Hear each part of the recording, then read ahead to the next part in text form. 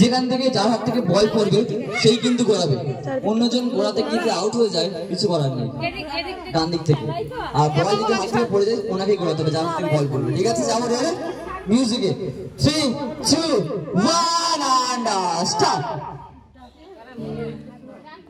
টুক টুক